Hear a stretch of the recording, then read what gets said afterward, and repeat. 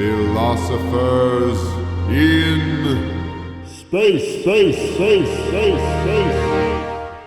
Welcome to Philosophers in Space. I am your captain, Callie Wright, joined by my new chief ethics officer, Aaron Rabinowitz. What's going on, Aaron? Well, what's going on is you clearly haven't read my memo, where I identified for you the fact that Central Command has removed all chit-chat. They have decided the opening chit-chat segment is a waste of time and resources. But now we're already behind, so I guess we might as well do it. Shit. Okay. I will do better next time. The thing you have to understand is that I'm new in this position. I'm still learning my way.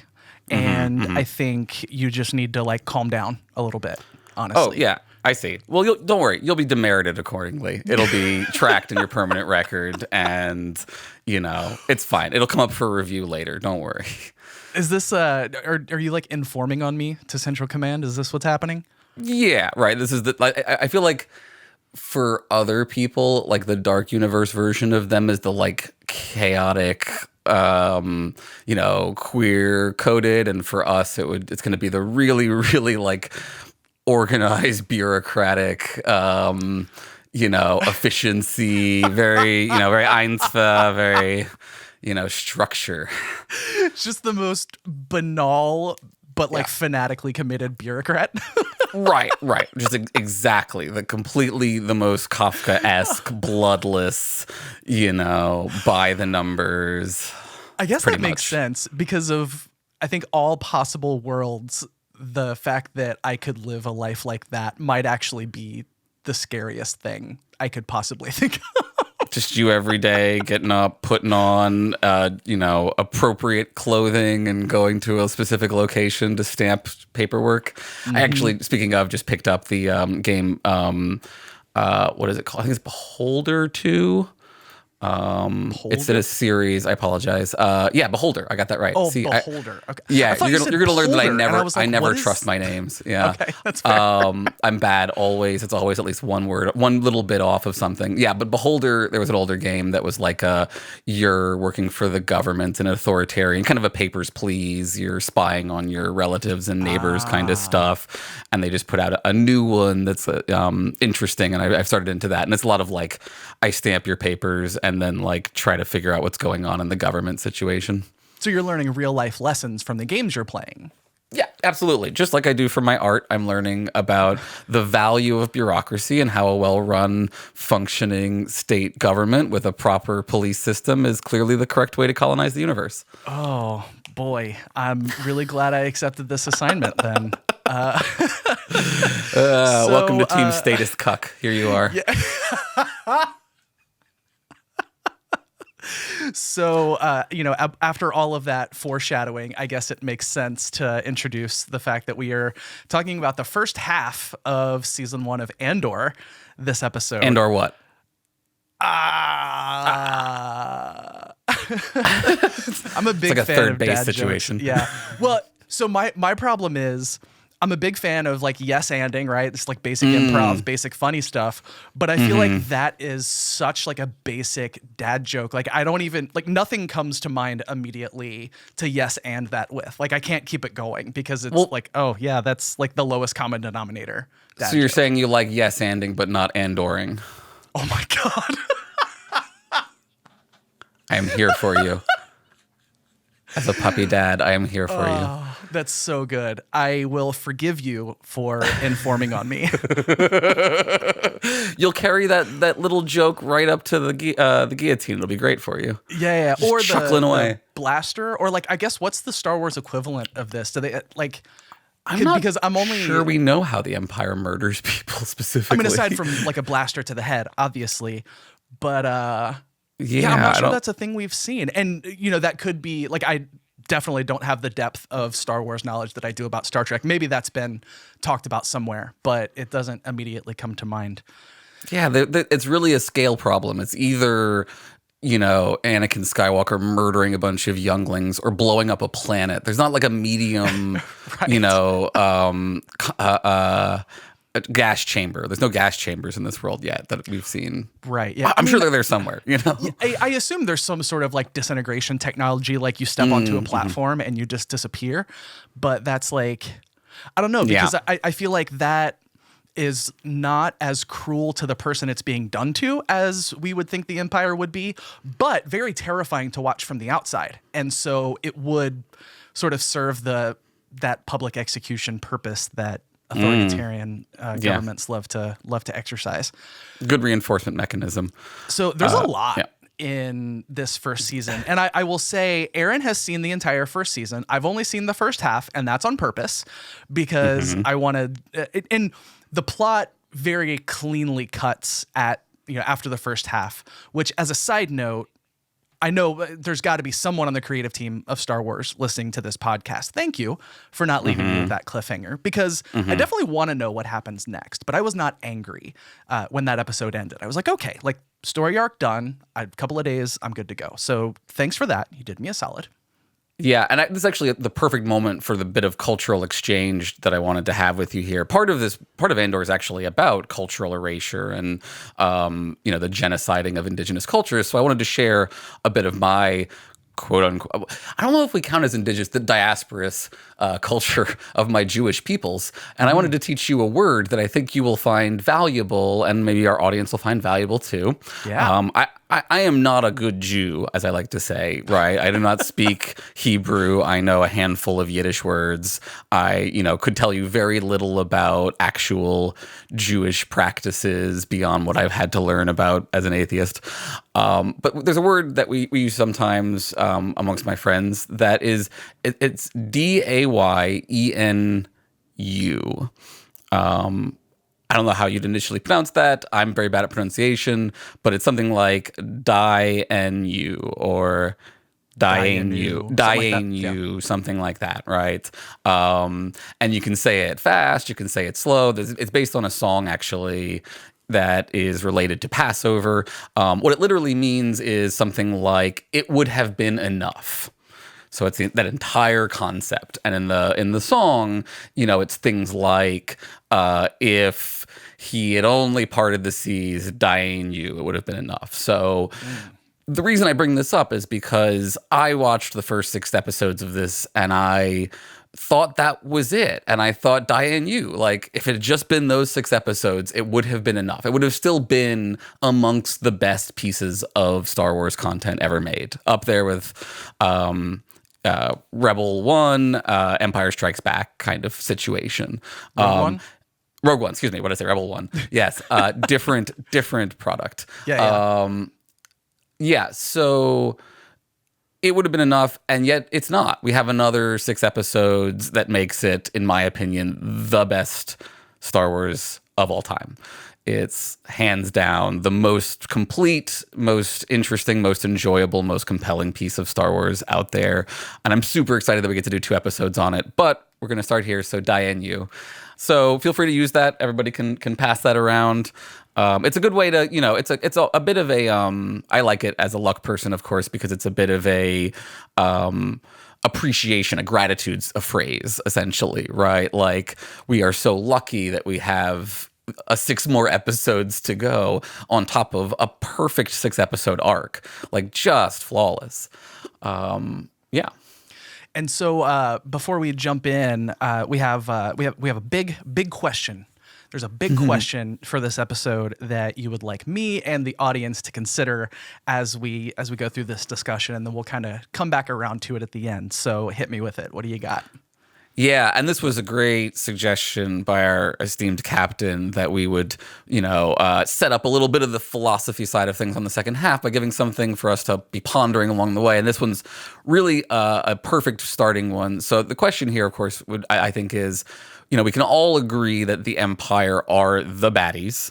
But what kind of baddies are they? We should be specific in our baddie terminology. So as we are working through our highlights, discussing this a little bit, you'll be thinking, what kind of baddie is the Empire?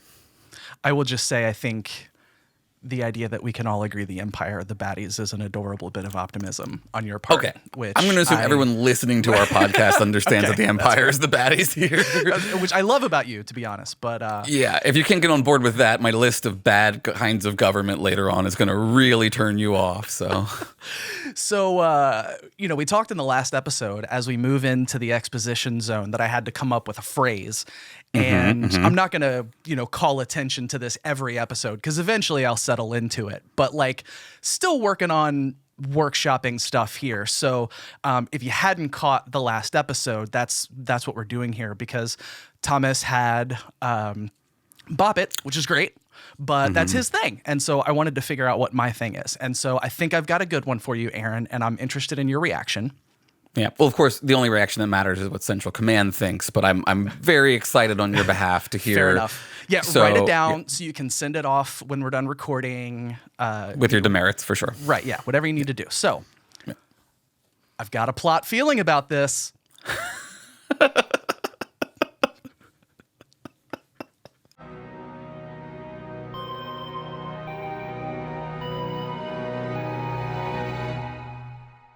I'm liking the plot theme. I'm enjoying the use of the word plot here. It's extending for me. This is great. I love it. So we are talking about Andor. Transporter. What millennium are we in here? Excuse me, right? Space elevator, the space elevator. We call those turbo lifts in my universe. I apologize. I'll respect your culture better. Thank you. I appreciate that. Right. So your transporter pitch, how would you explain Andor in the time that it would get me to be replaced by somebody who's very obviously not me? You may fancy yourself a Luke Skywalker, but the first half of the first season of Andor asks, could you be a Mon Mothma or a Lieutenant Gorn? It's good. Right.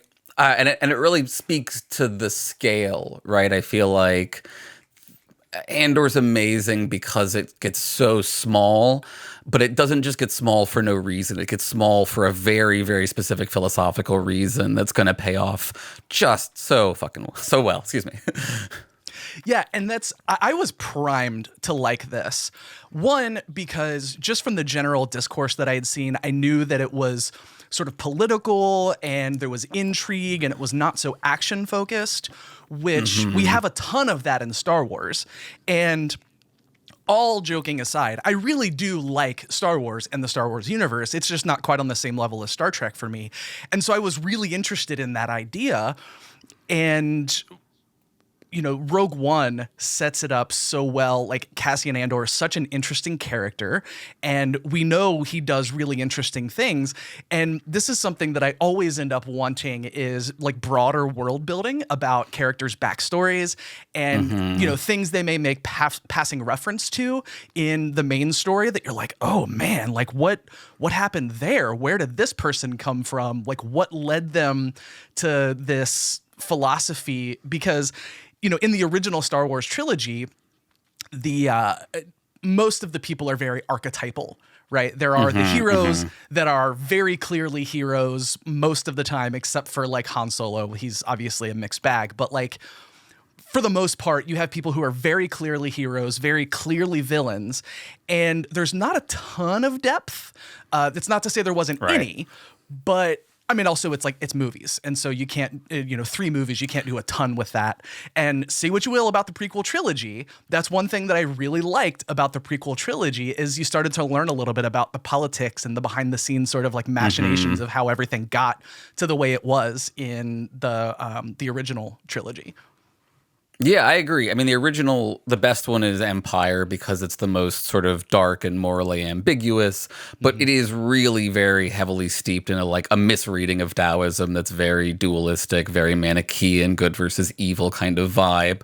And here, and like you said in Rogue One, you have this kind of a lot more moral complexity. And it's true, like say what you will about the prequels, they also had sort of more complexity in some ways to them. And I find that really valuable, especially because like I love this world, but I really despise the Jedi more and more as I get older and learn more about them. Like they're clearly a very specific kind of baddies. And it's partly, I think, just because George Lucas didn't understand Taoism very well when he wrote this thing. But say a little bit more about that. Well, so we don't want to make it the Taoism, whole episode, but I'm interested in the sure, context of yeah. that. Yeah, just so briefly, like in Taoism, you have the light side and the dark side of the Tao, right? Yin and yang, quote unquote. But they're not like, I would say they're not good and evil, right? Of course, I'm sure there are interpretations of approaches that would go more in that direction. But I would say a more reasonable interpretation here would be more like active and passive, right? There's a force that pushes and a force that is empty and creates space, essentially. So the yang is the power of the mountain and the yin is the power of the valley. They're often gendered. Yang is very masculine, yin is very feminine, but not in a way that one is discounted. In fact, arguably, yin is the more important virtue to cultivate because humans by nature are very aggressive and yang. So we have to counteract that by cultivating a bunch of yin. So in the Jedi, when you get the don't be driven by your emotions, don't have relationships, that's a kind of corrupted version of, I think, what is in mind there when they're like, cultivate non-attachment, right? Yeah. True non-attachment means engaging without grasping without attachment, they would say. So yeah, I think he just kind of simplified that down to like good guys versus bad guys. Right. And like the Force basically is the Tao in a sense. It is really the energy, the interconnectedness of all things. And what are the midichlorians metaphor for? Midichlorians are chi. There is chi in Taoism. I can get into Tai Chi later. It's a whole Qigong separate situation. Got it. Yes, I have so many things to say about that. This is basically where I go off into my Star Trek little world. No, that's great. So we'll save it. Yeah, the big plot thread for the first half of Andor, again, a pretty neatly tied up story thread about Cassian Andor's sort of like inciting incident for getting involved with the rebellion and this operation where they're going to steal all the money from this Imperial base. And it's the literal planning of that. But there's also so much world building that happens. And this is a complaint that I have seen a lot from people on Twitter, that it's slow, there's not a lot of action. I've heard a lot of people just literally say like nothing happens in the show, which I think is bonkers to me because a whole lot happens. I think, like, I'm not saying anyone should like it, but that particular criticism doesn't make a lot of sense to me. Sure. And in the defense of the people saying that, when I first watched it, I struggled to get into the first couple of episodes. Initially, it feels like one of those, like, there aren't a lot of super likable characters to some extent kind of situations, and the stakes are a little unclear. Now, you mentioned Rogue One. This one is done by one of the creators of that, and like other pieces of recent prequel material, he has explicitly, I believe, called his shot on where this is going. So in theory, the last scene of Andor is the first scene of Rogue One. So they're supposed to stitch right into each other directly in that kind of way. Which is great. I love that. Yeah, super cool. Which means, I guess this is a little bit spoilery, but just in case, just to get everybody on the same page here, if you're familiar with the Star Wars universe, it's a pretty easy inference to go, this is going towards the stealing of the Death Star plans, right? Like this is where this is headed kind of situation. And the heist is kind of like a precursor to that kind of vibe. And it's wild that, like, in a world where we have the Rick and Morty heist episode that so thoroughly deconstructs all the heist memes down to their barest foundation, down to their atoms, right? That you can still have this heist sequence. Like, it's just amazing. So yeah, we can talk about that. But yeah, it is a little slow to get started. It's like I said, very small in its scale in a lot of parts. But it's totally worth it, right? It builds beautifully. Yeah, and I think The reason why I didn't find it boring is because I am just so into world building. I love learning about all of the little like banal details of things that are happening outside the like big, flashy, loud story. And I think that's why I was so immediately into it, because so much of what we have in Star Wars thus far is just a whole lot of that. There's either something huge happening, or they're planning on making something huge happening, and it's building up to this gigantic thing. And of course, the overarching plot in this is building up towards that. But Right. this was actually the first like plot highlight that I have, is that so much of this shows, and I want to be careful how I say this, but I think people who listen to the show will take this in the way that it's intended, that life under a fascist sort of like, we'll have a discussion about what the right word is, but life under an authoritarian regime like that in some ways can actually be pretty banal for a lot of people, right? And I think that's one of the disservices that stories like Star Wars can end up doing, is making it look like it's just so obviously easy to know when you're living in a bad situation like that. Because you have, people who speak like they're, in a Shakespearean play, and their voice drops two octaves, and they're like, "Yes, give me the puppy and I will murder it." Like, it's very easy to pick out who the bad guys are, right? And I want to give our culture more benefit of the doubt than to say that our popular culture notion of that is not just because of, stories like Star Wars and other things like that. But I think there very much is this idea that it would be very easy to tell when you've crossed that line.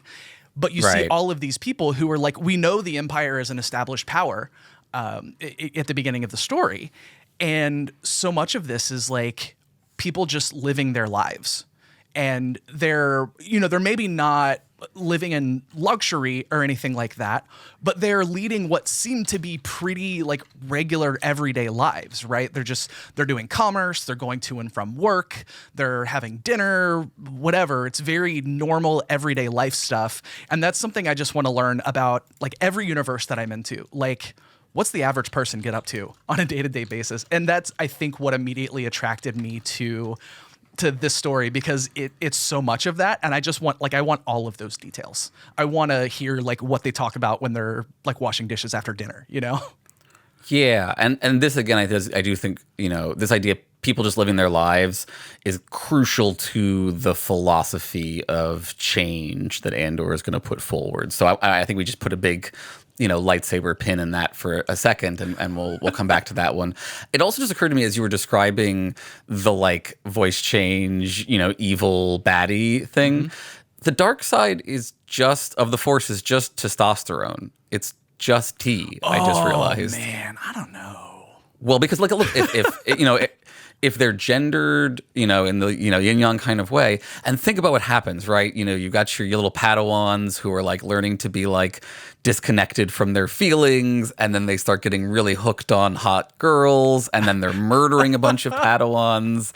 Like, it lowers your voice. It's very clearly testosterone. Anyway, that's a theory for another time. Is the uniting force of the Empire.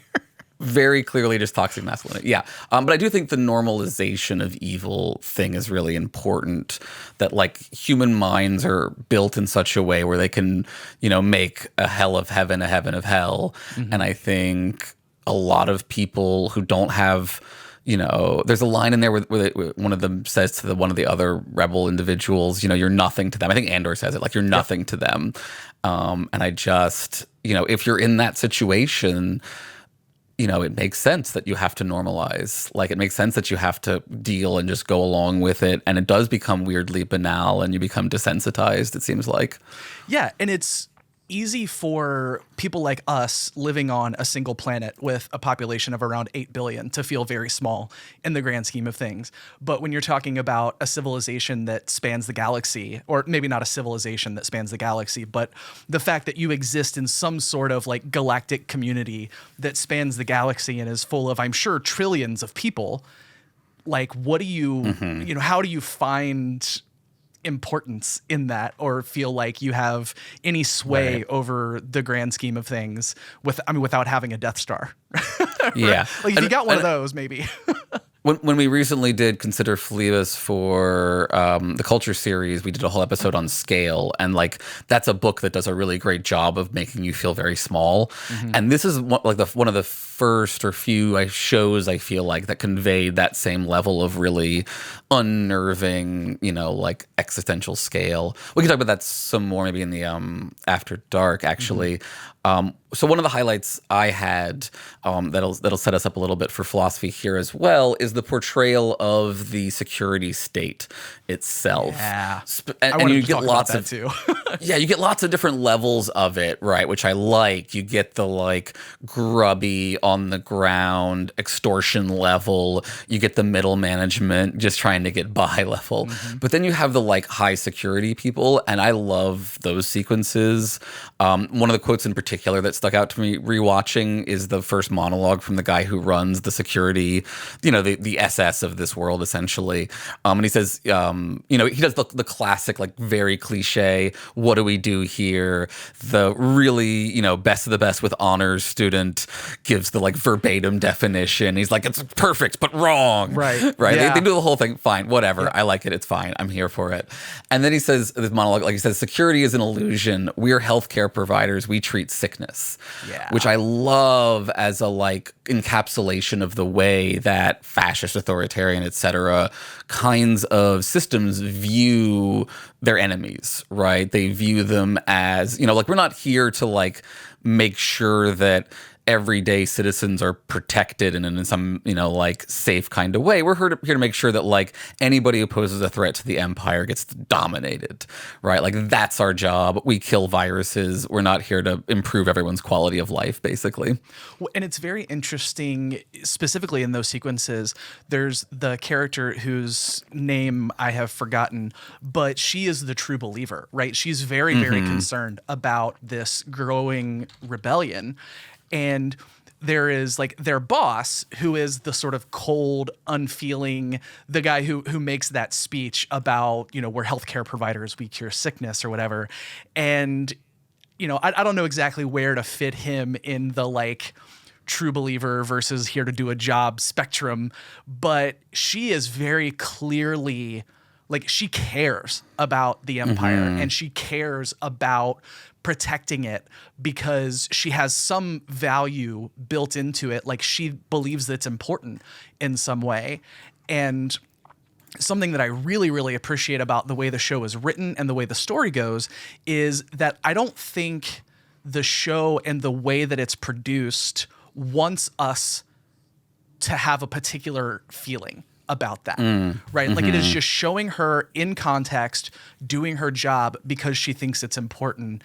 And there's one scene in particular where I guess it's maybe someone that she works with. I didn't get the sense maybe he's like her executive assistant or something like that, where they're talking about working late, and he's like, "No, if you're working late, I'm working late." And there's just that like camaraderie that happens that. We just don't get that in so much media. Like these are actual human beings that have feelings and thoughts and a perspective and a view of their own, but they're like actively committed to this awful authoritarian government. And that I think that creates a lot of cognitive dissonance for people because I don't think people realize that's actually the way it works in real life.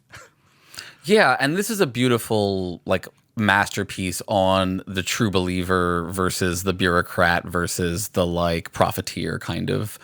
There are several characters who have arcs in this story related to the fall towards or away from true belief in something. And that's like, that I like because it is core to Star Wars in a sense, that a lot of the ethos of Star Wars is kind of this believe in yourself, believe in some greater purpose, Han Solo being committed to the rebellion after all of that. Like that is, I think, central to it.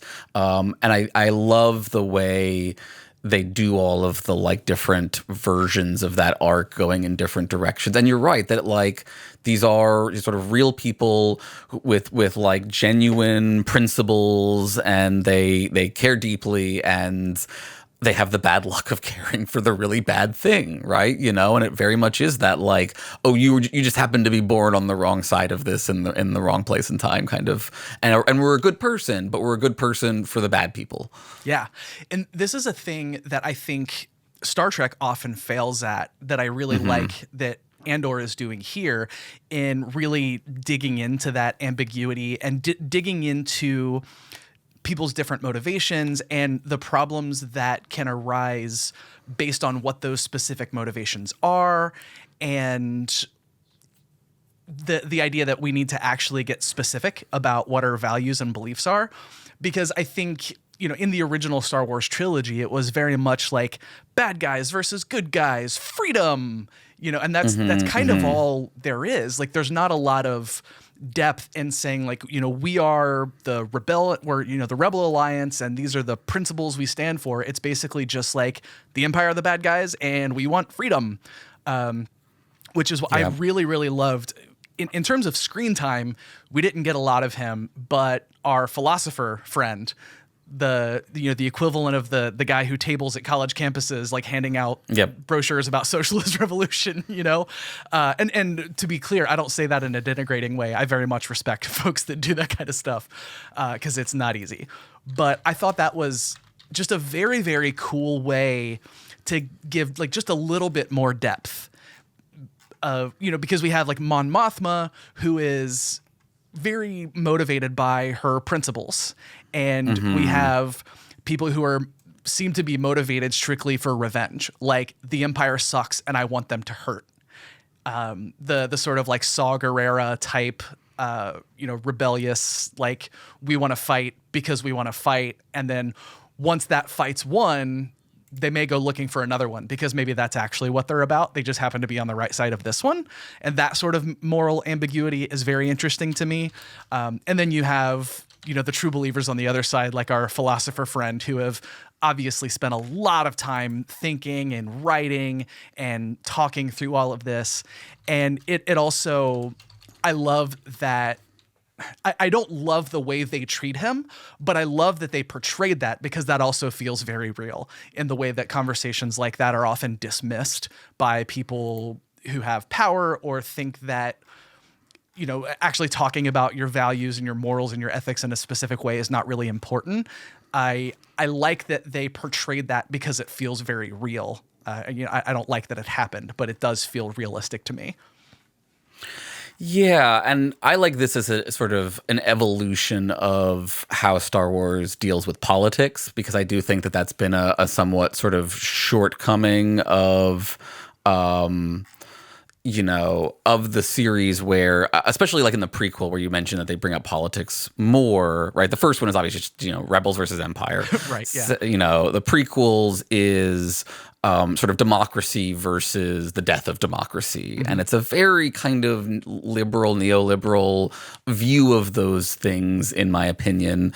Whereas this, you know, like the ethos driving this, as we'll talk about some more next time, is very, very revolutionary by comparison, like extremely aggressively, you know, woke, right? Critical theory. It's like, it's very, you know, it's very pedagogy of the oppressed. It's very much in this kind of vein of, you know, a much more critical view of something that is at a phase in its transition where a lot of people would probably be a lot more a lot more sort of, you know, defensive of the empire if they were actually living in it, right? I think it would be viewed as, you know, a lot of that sort of peace and security kind of vibe. And if not defending it, sort of passively dismissing it, the way that people frankly do about a lot of the systemic things in the United States, right? Like, oh yeah, you know, I don't like that. It's not great, but, you know, and then follow that up with an argument about maintaining the status quo because changing it could lead to some unknown badness that maybe sounds worse. And, you know, above all else, change is the thing to be worried about. You know, I imagine a whole lot of those people exist in the Star Wars universe, especially among people who maybe have access to space travel. You know, they could, well, I'll just move to a planet outside of all of this, you know, in the way that a lot of people very dismissively will be like, you know, like, well, if you don't like living in Texas, you should just move out, completely ignorant of the context of like that's not a thing everyone can do, nor should they have to anyways. But I imagine in the Star Wars universe a situation very much like that playing out. I think maybe the difference is that my sense is that space travel is something that's at least somewhat accessible for a lot of people, if not everyone. So there might be a little bit more of a, we're going to cause a fuss. And that's always the argument against anything that is disruptive, is that like you're causing trouble and it won't work anyways. And so why don't we just learn to live with it? That kind of thing. Yeah, I imagine there's a lot of that happening off camera. Yeah, and a lot of deep moral costs, as we'll see, that like you are, if you're trying to start a rebellion, you're trying to start something that you're not going to be able to fully control, and there's going to be a lot of dead people along the way.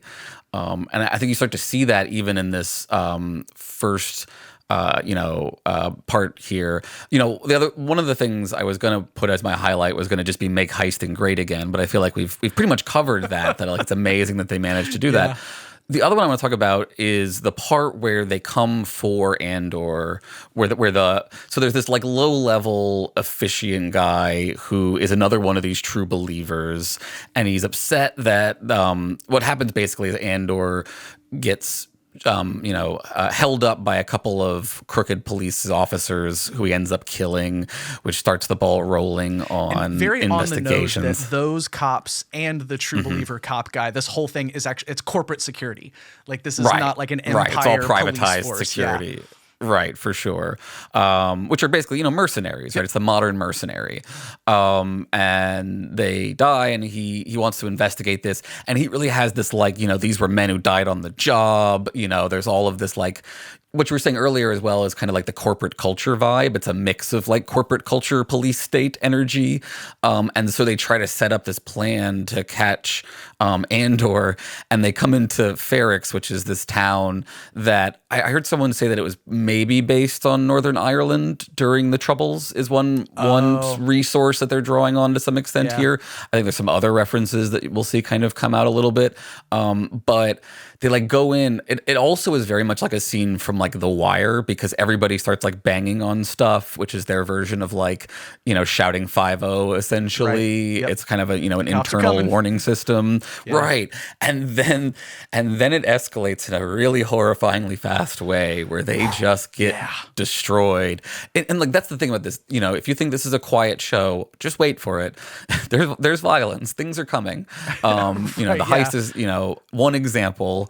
But this one was like the first one where I was like, oh, they're not really messing around on this show. This is actually going to get real messy.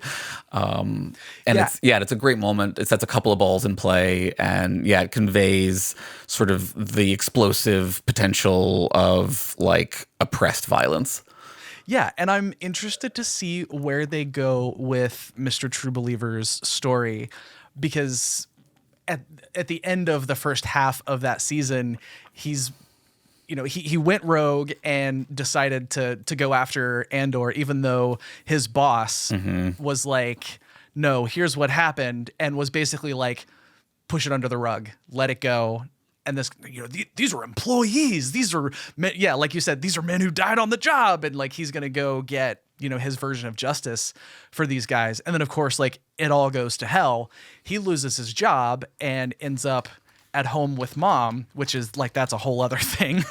But I'm interested to see where they're going with his story, because I feel like it could be a really strong commentary on on the ways that people get radicalized, generally speaking, regardless of whether it's, radicalized to the left or to the right or to the empire, to the rebellion, whatever, the way people get, have these sorts of personal experiences that totally, totally disaffect them from the system that they used to like really, really defend. And I think often that can lead to kind of a doubling down, like, well, they've betrayed me, so I'm going to go institution better than them and become even more horrible than they are, because I want to show them that they made a mistake when they got rid of me, because I guess I'm more of a true believer than they are, or it could lead to this realization that this whole thing is not what I thought it was. And now I'm going to start fighting against it and use my knowledge, from the inside. which is, it'll be interesting to see how that plays out. Yeah, the boundary between Oathkeeper and, Timothy McVeigh is thin sometimes. Right. So I guess that brings us, I think, to a little bit of philosophizing, shall we? I think it might be time to philosophize. And in our continued attempts at updating, we're now going to be referring to this segment, I think, unless we get told this is horrible, as subtext space. Subtextual space. Subtextual space, yes. So where we flee, of course, when we are being attacked by too many ships at once. Yeah. So Captain. We spent a bunch of time working on this technology. We found this layer of reality. So it involved doing a lot of mushrooms, just like in Discovery, strangely enough. Yeah, it's weird, the crossover between universes. No, all right. So, Captain, being totally serious here, if I may ask, is it time? Shall we grok it? I think we shall. My first question, as we discussed in the beginning, now that we've covered a little bit of the background, what kind of baddies are the Empire, Callie? So I've done a lot of thinking about this, and I really do think fascism works. If we were basing it just on the original trilogy, I don't know that we would have enough information to say. But to my understanding, and you can tell me if I'm wrong about this, because I am not super, super deep into all of the nuances of the different sorts of authoritarianism. But again, to bring back the prequel trilogy, flawed as it is, it does give us some insight into the motivations for why the Empire came together and how it all happened behind the scenes. And there very much is this like despot at the top who was working things behind the scenes and manipulating people. He was not a strongman who just like raised an army and took stuff over. He manipulated things behind the scenes and really pulled a lot of levers in the social fabric of the Republic to get them to vote in favor of becoming an authoritarian government, which I know in the original trilogy, the Empire was supposed to very much resemble like the Nazi Party, for example, because that's a thing I know George Lucas has actually said was part of his intention. But I think pretty straightforward. Yeah, but I think it's important to talk about how things like that happen, because to previous conversations, I think it's very easy to fall into the notion that there's like a military revolution that happens and all of a sudden we're living under fascism, but that's not really how it. I can't say like that never happens, but I think it's much more of a common thing for the social fabric to sort of turn in that direction. And you have someone who's really, really good at spinning up all of these feelings of xenophobia toward the other and using that to get these folks to not just accept, but like enthusiastically welcome the rule of a despotic ruler like Palpatine, for example. So yeah, that's my call. I'm interested in your thoughts. Yeah, I think that's a pretty reasonable response. I think it highlights that there's going to be a lot of overlap between all of the different things that I'm going to lay out here on the table in a second, that many of these evolve into or out of each other, are connected in various ways. And also that there's a challenge in discussing this because you have to sort of decide between, are we talking about the concept in its pure form, or are we talking about how it has been contingently applied in reality? And that's particularly a challenging one for fascism, because is fascism, a pure theoretical concept, or just specifically a 1900s movement in a couple of countries that spreads from there kind of question? Well, and a thing that I think about a lot when you're trying to denote these sorts of things is not only like the words and definitions as they were intended when they were introduced versus what they've kind of become in the popular discourse. Because I think we're both on board with the idea that words don't have inherent meanings, like words just have most common usages. And except grok, that has inherent meaning. Course, but yeah, of course. Everything else. Very important. For sure. But I think like a lot of things, fascism has, as a term, has come into the public consciousness in a way that kind of inevitably distorts the way that we talk about it, because there's a faction of people for whom fascism is just whatever they don't like. like almost Yeah. any term that comes to like popular knowledge that wasn't before. Right. And this is always a challenge when I talk about this when I talk about defining terms for students, that like, what do we want a definition to do is actually a genuine question, not just an annoying philosopher question. Like, Right. do we want the definition to capture the essential features of this thing that distinguishes it from all other things? Do we want the definition to be useful in some kind of way? Those might be different things. Maybe one of them is impossible and the other one isn't, stuff like that. And yeah, you and I, for the most part, are like in the kind of pragmatic, we have utility concerns about how we use these terms. Philosophers, I think, to some extent, have to pull and push a little bit, because sometimes we're like, look, you should actually, like, I'm prescriptivist about the word luck. Like, I think there's a correct definition of the word luck. I think it's correct because it's the most useful philosophically and stuff like that. But I would, encourage people to use my definition and not just some other definition. So and I want to talk about both kinds of, all these different kinds of things as we go through these. But I'm going to lay out a list here. I found in total 17 different kinds of governments that I think are related to our conversation here. So they are, in order, alphabetically: aristocracy, bureaucracy, capitalism, colonialism, fascism, feudalism, kleptocracy, meritocracy, military dictatorship, monarchy, neoliberalism, oligarchy, plutocracy, statism, technocracy, theocracy, and totalitarianism. And of course, each of those has a variety of, sub-disciplines. Yeah, we could do a season of like 10 episodes on each of those individually, I feel like.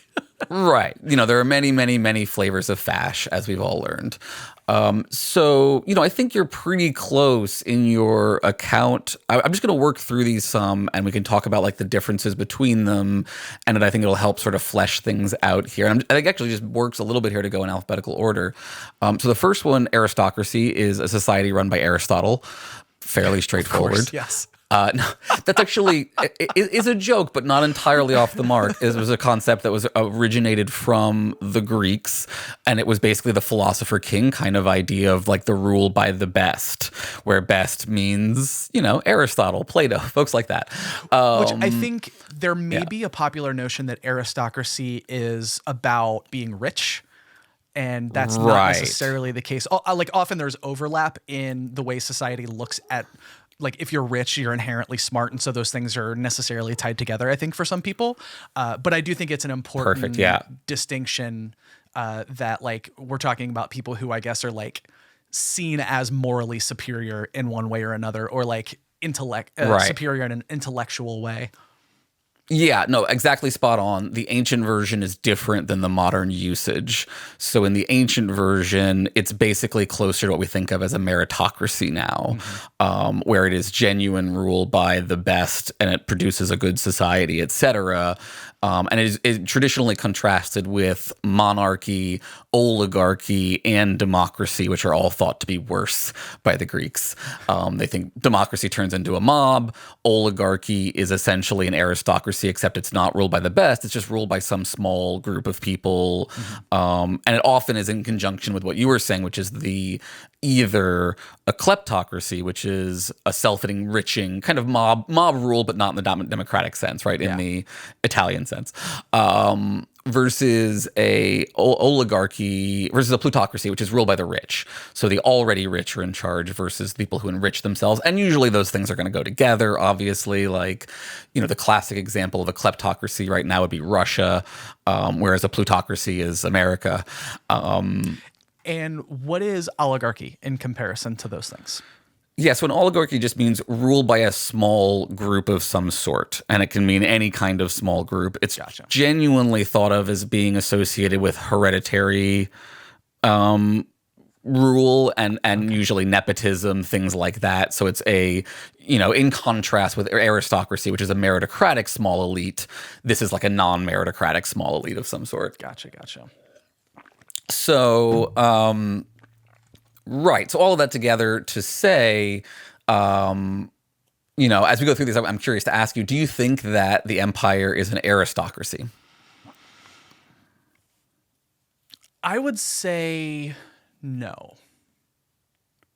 Mm-hmm. I think I would tend to agree. You would certainly, it would be viewed as one in the modern sense because of all of the stuff that's going on Rich Person Planet. Right. And also, if you look at like the pre-Empire Jedi Republic, that's a little closer to an aristocracy because it's essentially ruled by the Jedi, Right. who are not meritocratic, but think they are.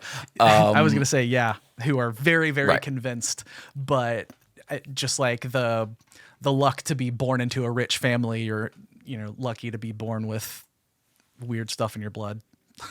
Right, exactly. So nowadays treated as synonymous with oligarchy, but actually is closer to meritocracy, which is actually, I think, a bad thing. Some people are going to disagree. That's fine. Next one, we want to talk about bureaucracy, government by non-elected civil servants. Is the empire a bureaucracy in your view? I wouldn't have said so before watching this show, but Right. I also think it's just a thing important to realize about authoritarian governments in general is that there has to be a very, very strong and strict bureaucracy sort of undergirding all of it.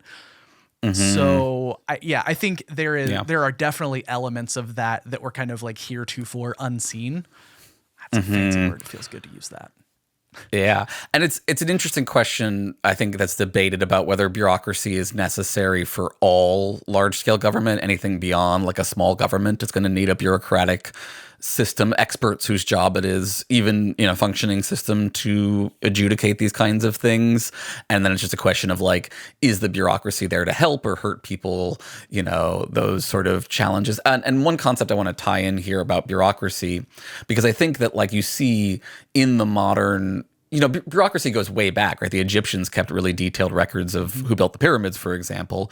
The Chinese were keeping records of bureaucratic stuff very, very early on.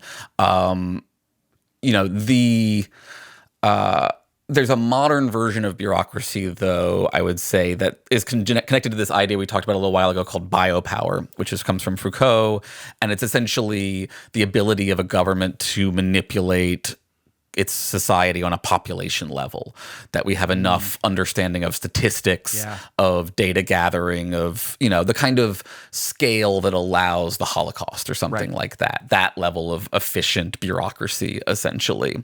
And I think there's a lot of concern, a lot of like, the postmodern kinds of folks are anxious about state power because they think that kind of biopower can turn into what they call necropower, where you have control over who dies, who lives, and who dies. Which is, I mean,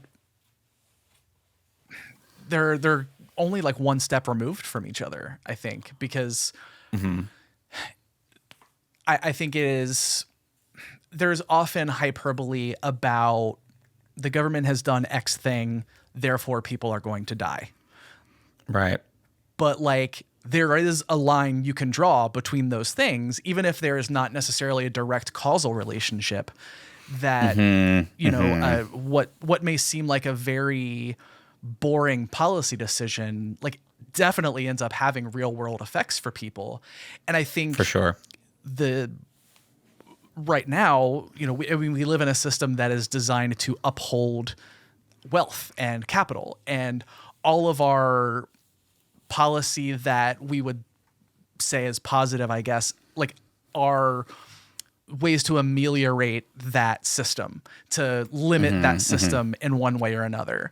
Like, an emergency room has to treat you even if you can't pay.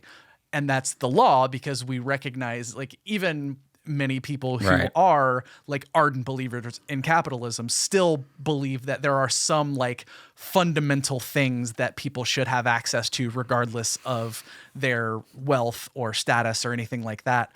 And I think that's called socialism. Yeah. But no, now that you've referenced the C word here, the next one on our list actually is capitalism, right? Yeah. So this is private ownership of the means of production and their operation for profit is the technical definition. We obviously use capitalism very broadly in the modern age to basically mean, actually, I would argue for the most part, we use capitalism as synonymous with what some people call low road capitalism, the kind of highly exploitative native version of capitalism that dominates a lot of society today, and that I would argue emerges out of the next thing on our list, which is colonialism. I don't think there's a fundamental difference between capitalism and colonialism. I think capitalism is just colonialism with better PR, the way that meritocracy is just aristocracy with better PR. Yeah, hard agree, because I think capitalism necessarily depends on expansion and absorbing everything around it. And that's obviously no like few sentence description is going to be a perfect descriptor of something. But, you know, when you talk in abstract terms about this thing that simply must grow or else it will die, the first thing you think of is cancer. And it also describes capitalism, right? Like, you know, Apple sold, you know, $2 or $3 million less iPhones this year, and that's gonna like crash the whole. Like, obviously, that's a, you know, that's hyperbole, but you hear people talk about these gigantically, like unimaginably huge numbers in the economy, and like people are like losing sleep over the idea that like revenue is down 1%. You know what I mean? And in terms of hundreds of billions of dollars. And now, that is bonkers to me. Right. Though we can say, of course, this is, again, the like, you know, reality versus theory. There's always going to be someone who's going to say, well, that's not pure capitalism. Like a better capitalist system wouldn't need to do that kind of growth, or it'd be slow growth or something like that. But in practice, right, the current capitalism that we have that has emerged out of this colonial framework does seem to be that way. Now, let me ask you, is the empire capitalist? I don't think we have a ton of evidence to say, because I don't, like we know, I mean, obviously we know commerce exists because people trade credits for things. They talk about currency, but there does seem to be more sort of like direct like goods trading that is like definitely commerce and definitely an economy of some kind. But I don't know that we have enough information to make a call on that. Like, I know that there are some references to. Well, obviously we have on Ferrix, like corporate security is allowed to run the place, you know, at least until our friend gets involved. And so that does say that like there are corporations that have, you know, massive power, that have, you know, like a corporation has jurisdiction over a whole planet. So like that's got to come from somewhere. But that's not a thing we see very explicitly, I don't think. And so like I would hesitate to make a for sure call there. Fair enough. I would argue that we have enough to conclude that it is a capitalist system because of what we see on Coruscant, especially, where we have these like highly wealthy, like you have the private ownership of resources, you have the pooling of them, you have profiting off of the selling of what appear to be items, you know, stolen from other cultures, all your classic capitalism moves. You know, I wasn't even thinking about that. And so this is an interesting realization that I literally just had right now, is that we tend to think of the empire as a separate thing, but it really is sort of like the military and quasi-government arm of the Republic. It's just not called that anymore. And I had completely failed to put those together as being part of the same thing. And that's like, wow, like I'm like kicking myself for not realizing that before. But you're 100% right. And if I could jump ahead a little bit on our list, because I know we're going to run a little short on time here, one term that I think is worth including is neoliberalism, which is basically a version of what you're describing there, which, you know, in its pure form is a kind of mix of global or, you know, intergalactic, deregulated free market capitalism, and maybe sort of like improvements to the welfare of the individuals in that system by promoting of human rights, quote unquote, or promoting of, you know, rule of law or something like that, or access to better goods or something. So, you know, like a lot of these, you know, very similar to what happens in Firefly, right? This system is going to justify itself by saying, well, look, we're exporting goods and protection and civilizing and colonizing. And like, again, I think it's important to tie all of this back to colonialism. I don't think we ever left colonialism. Right. And I think like when you read the history of colonialism, what you read is, oh, this just rebranded itself every couple hundred years as like capitalism and then neoliberalism and stuff. But it's still the fundamental principles of colonialism, which is there's a couple of different versions of colonialism: settler, exploitation, surrogate, and internal. And they really are all connected. I would argue that like what you'll see is in a colonial system, you'll have a colonial center, that's our Coruscant, where you have the pooling of resources and highest quality of life, but also you probably have slums and things, so internal colonialism. And then you have, as you go towards the rim, you get the breaking down of the structure, but also increased enforcement of the structure, right? Because that's where you're going to have people who don't want to be part of the empire who have to be suppressed. So you end up with these colonial security forces that are, trying to extract as many resources as they can while crushing, either other settlers or crushing indigenous people. And we haven't even talked about the indigenous people in this show yet, which is so important and really crucial that like this is very specifically settler colonialism, right? I'm going to just, give away the answer on this one. I think the empire is explicitly, you see that Andor comes from an indigenous culture that is pre-techno and that their area is being exploited. You hear there's a throwaway line about how there was some sort of massive collapse of that mine, and that's what happened to that entire tribe. And we also planet, we have I think the planet, right? The planet, right? And then we have the like. And we can assume, I think, that what they're extracting the resources for there is the Death Star. Right. We also get the place where they're apparently going to be building it is, they have these indigenous people who live there who are very much in the kind of Mongolian steppe, but I think also a little nod to like Uyghur, who like, they have this ritual where they go and they see this beautiful light event, and you get one of the scariest descriptions of settler colonialism I've ever heard. Yeah. Where the guy's like, we don't have to kill them or forcibly relocate them. We just created a prosperity zone down in the bottom area. And then when they try to walk up here for their ritual, we put out a bunch of like care places where they can get drunk, and we just weed them out. And by the end, there's just none of them left. And like, what a perfect description of cultural genocide. Just the way that you slowly just kill off a people. There's that. And then, in that sense, I come back again to, in some ways, the banality of life under a system like that. Because again, the popular notion would be that anyone who is in that base is just monolithically evil, like mustache twirling, like we hate all of the lesser people or whatever. But I think they go out of their way to show these moments of this is just a normal life assignment for these folks. Like there's the guy who works in the garage thing, like asking like, oh, like, I don't want to, I don't want to abdicate our responsibilities completely, but like so many people come here and this is the thing they want to see. And he's like, advocating for the guys that work for him. Right. And, in ways that make them feel very relatable. Like these are people that I recognize. These are not monolithically evil people. And I think it is so important that more shows have characters like that are like part of an unambiguously bad thing. But if you just look at them as people and the way they interact with each other, you think like, there's a world in which I could like this person if I didn't know that they were part of this genocide or whatever.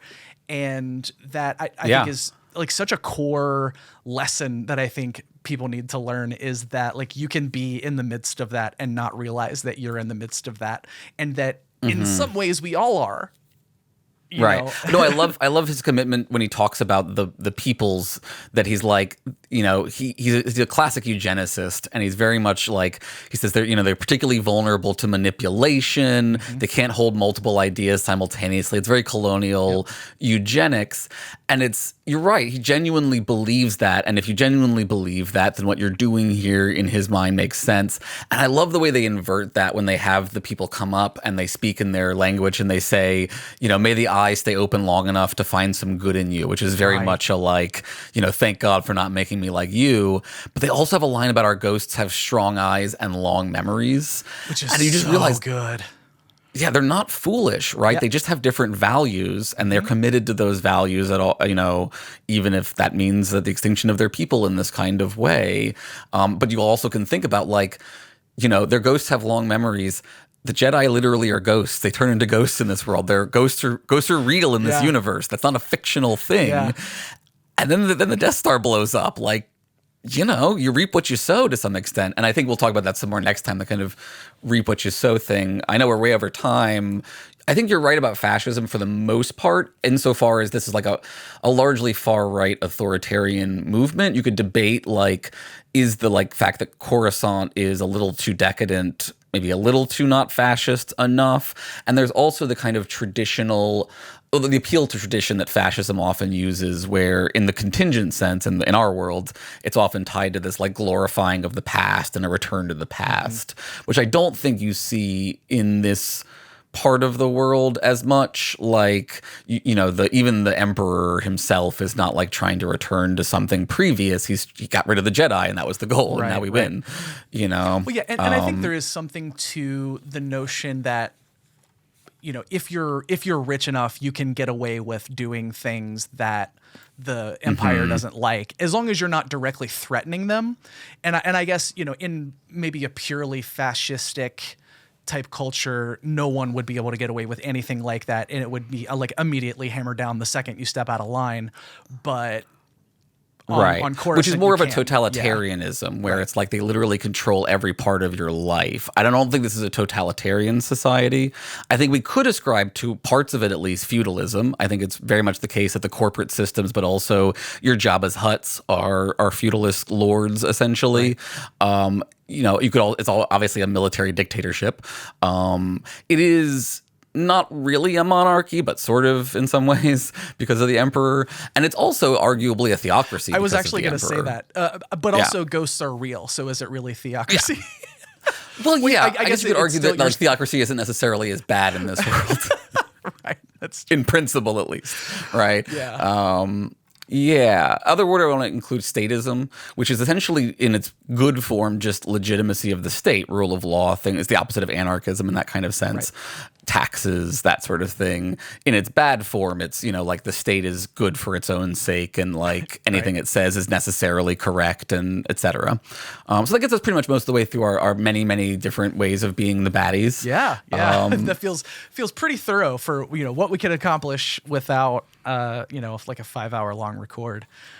So obviously the next episode will be the second half, which you have greatly built up to me, and I will never forgive you if it's not as cool as. I'm not even remotely worried. Like, I could build it up more. I build it up right now. It's 6 of the best episodes of television anyone will ever see, ever, in any genre.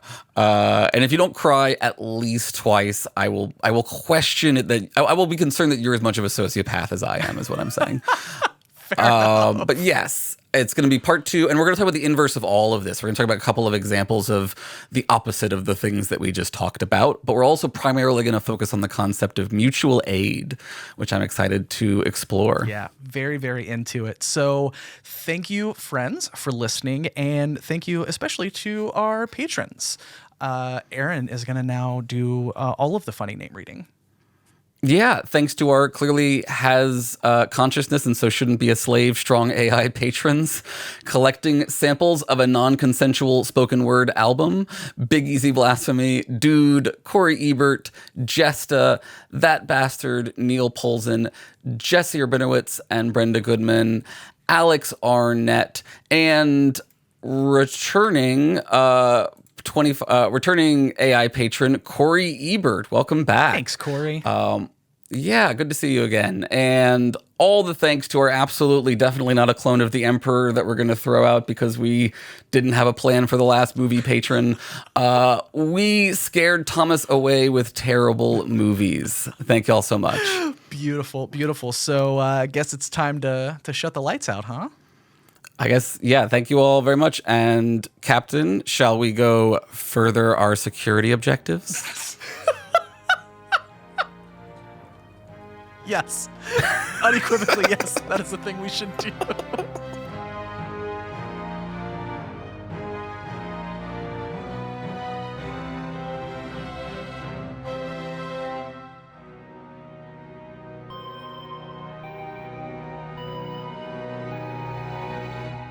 I'm just gonna say everything like it's a line from the Naked Now from now Oh, on. please, God. Many varieties of pleasuring.